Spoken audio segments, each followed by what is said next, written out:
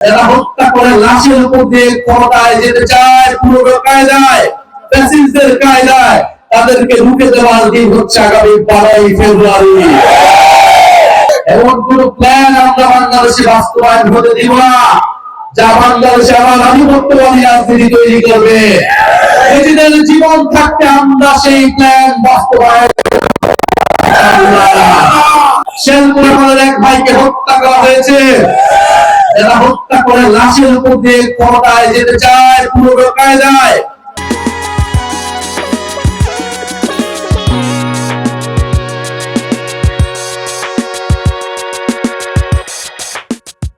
ফ্যাসিস্টদের কায়দায় তাদেরকে রুখে দেওয়ার দিন হচ্ছে আগামী 12ই ফেব্রুয়ারি। এই 11 দলীয় জোট, এটা একটা জোটের সরকার হবে যেখানে যারা মুখী মানুষ রয়েছে, যারা ভোটের মানুষ রয়েছে এবং দেশ বিদেশ থেকে আরো অভিজ্ঞ মানুষকে এনে এই সরকার পরিচালনা করা হবে। কথা দিচ্ছি, বিরুদ্ধে ভোট দেন, আপনাদের ভোটাধিকার রক্ষার জন্য আমরা জীবন দেব ইনশাআল্লাহ। কিন্তু ভোট কেন্দ্রে আসবেন, ভোট দিবেন, কিন্তু কেউ যদি ভোট চুরি করার চেষ্টা করে, ভোট কেন্দ্র দখলের চেষ্টা করে, তার পরিণতি ফ্যাসিস্টদের মতোই হবে।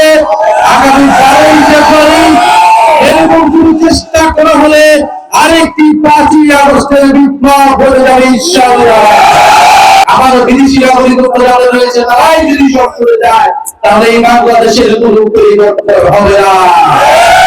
শুধু একটা দলের জায়গায় আরেকটা দল প্রতিস্থাপিত হবে।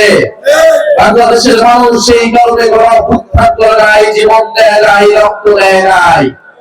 বলে নির্বাচন, পরিবর্তনের নির্বাচন, সংস্কারের নির্বাচন এবং 11 দলীয় ঐক্য হচ্ছে পরিবর্তনের প্রতীক, সংস্কারের প্রতীক। দাঁড়িপাল্লা সাপলা হচ্ছে সংস্কার এবং পরিবর্তনের প্রতীক।